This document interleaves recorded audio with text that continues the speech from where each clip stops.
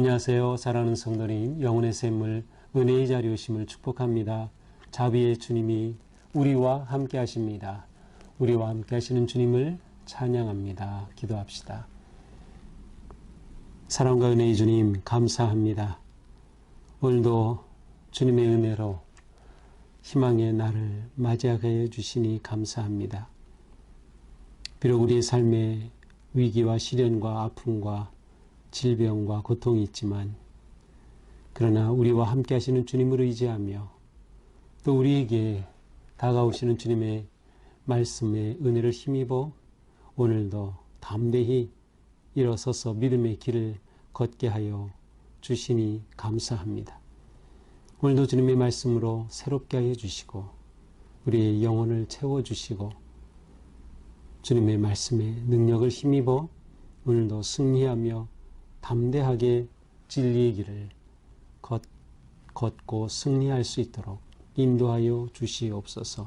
예수님 이름으로 기도합니다. 아멘. 오늘 말씀은 예레미야 30장 1절에서 11절입니다. 여호와께로부터 말씀이 예레미야에게 임하여 이르시니라. 이스라엘의 하나님 여호와께서 이와 같이 말씀하여 이르시기를, 내가 네게 일러준 모든 말을 책에 기록하라. 여호와의 말씀이니라. 보라, 내가 내 백성 이스라엘과 유다의 포로를 돌아가게 할 날이 오리니 내가 그들을 그 조상들에게 준 땅으로 돌아오게 할 것이니 그들이 그 땅을 차지하리라. 여호와께서 말씀하시니라. 여호와께서 이스라엘과 유다에 대하여 하신 말씀이 이러하니라. 여호와께서 이와 같이 말씀하시되, 우리가 무서워 떠는 자의 소리를 들으니 두려움이요 평안이 아니로다. 너희는 자식을 해산하는 남자가 있는가 물어보라.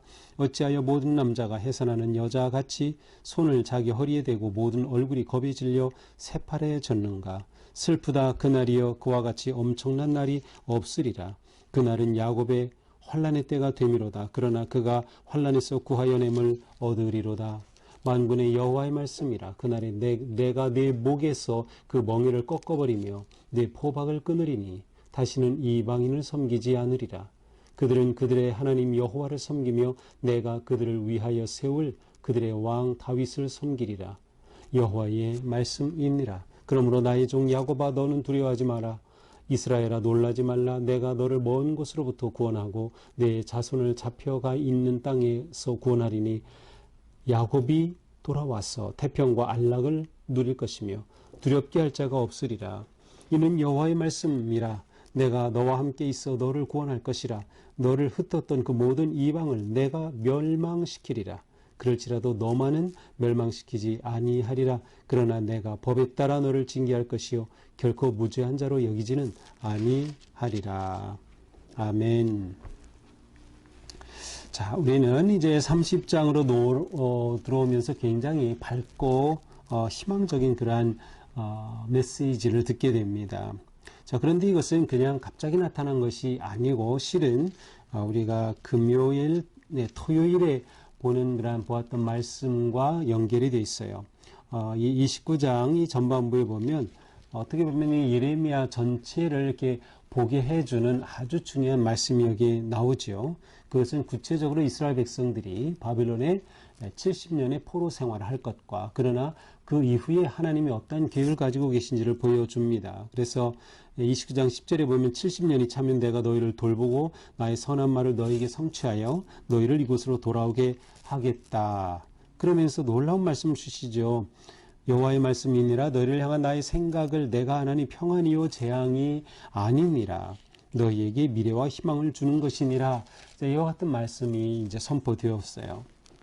그런데 이제 30장에 와서 바로 다시금 그와 같은 말씀을 떠올리게 하는 그런 아주 희망적인 밝은 메시지가 선포됩니다. 자, 하나님의 말씀이 예레미야에게 또 임하였어요. 그래서 그 임하신 말씀이 뭡니까? 이같이 말씀하여 이르시기를, 내가 네게 일러준 모든 말을 책에 기록하라. 자, 네게 일러준 모든 말을 책에 기록하라. 그래서 이 예레미야서가 생긴 거죠. 내가 너에게 일러준 모든 말을 기록하라.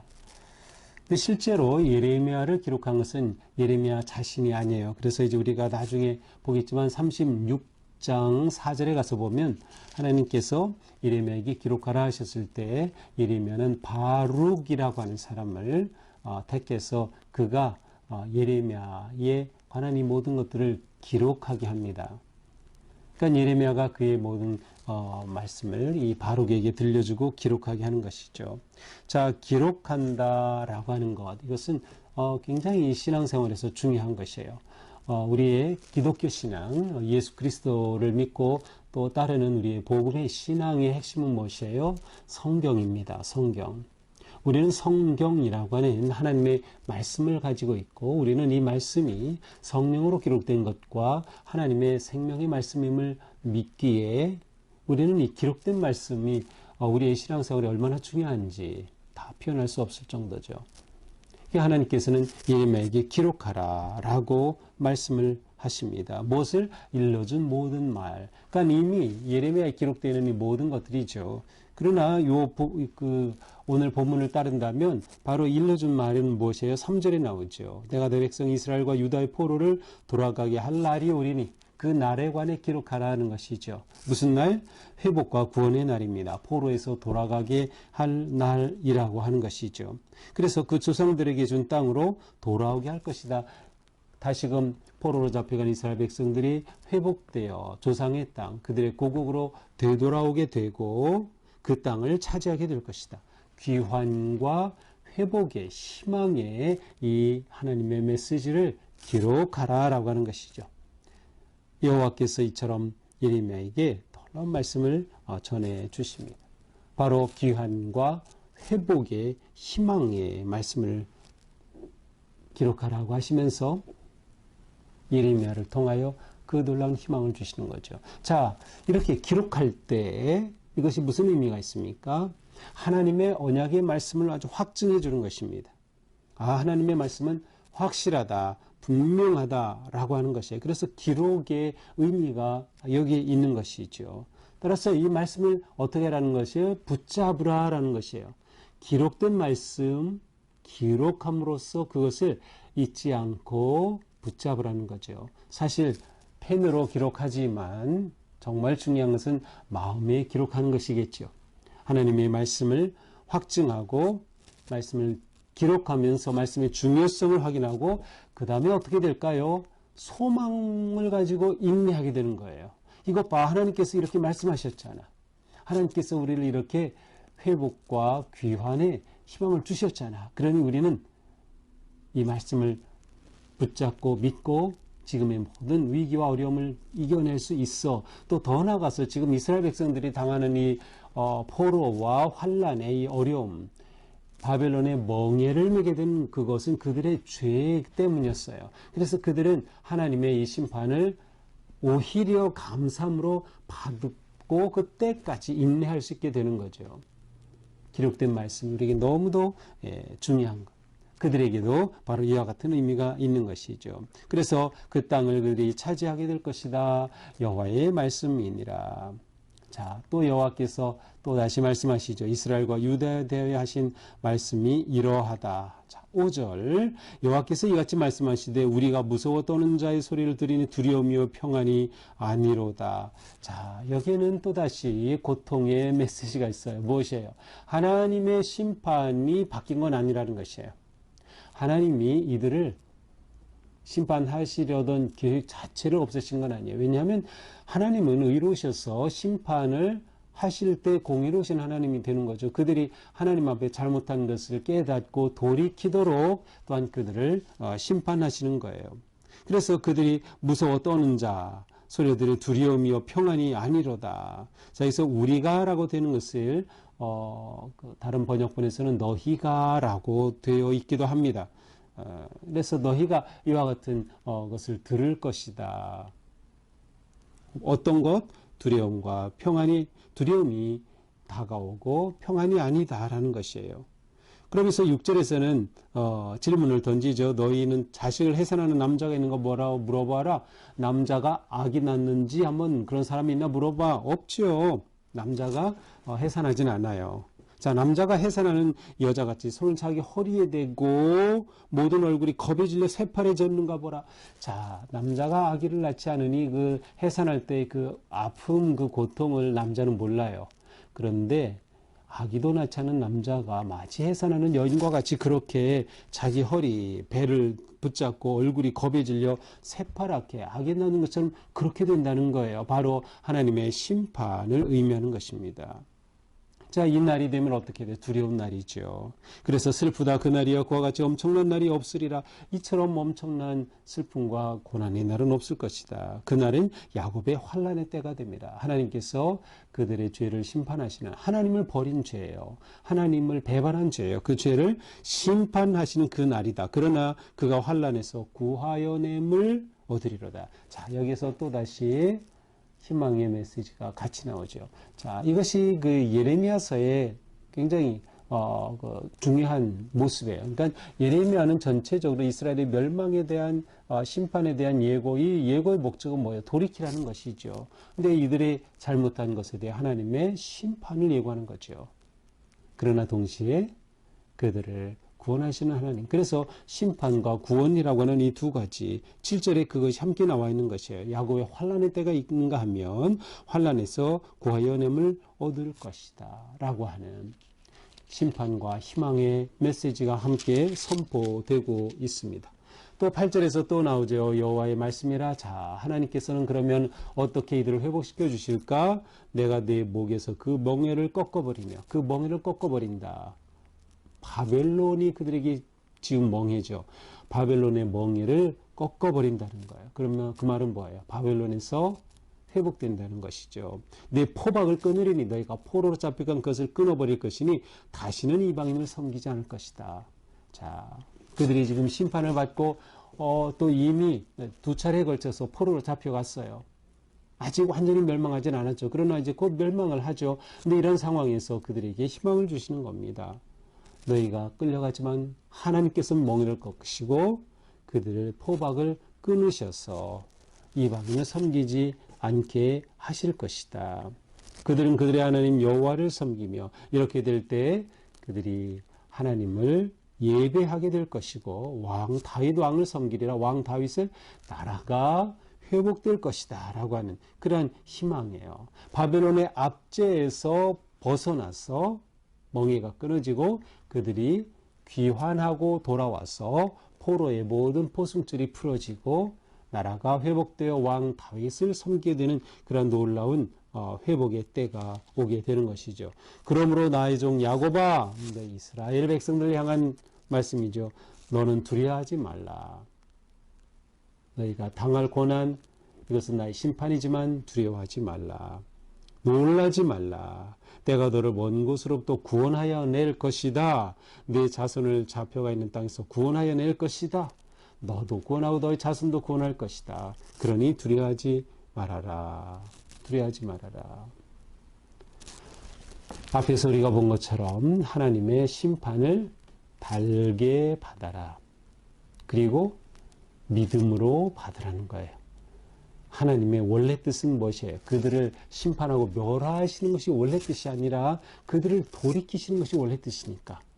그래서 우리가 죄를 범하면 법정에서 죄에 대한 형량을 선고하죠. 벌금을 내기도 하고 그렇게 해서 그것을 치르게 되면 그 죄에 대해 값을 치렀기 때문에 이제 그 다음에는 자유인이 되고 또 일반인으로 살아가는 것과 같이 하나님께서 그들을 심판하시는 것에 대해 너희는 두려워하지 마라. 하나님께서는 너희들을 회복시켜 주신다라고 하는 거예요. 구원의 길이 있다는 거죠.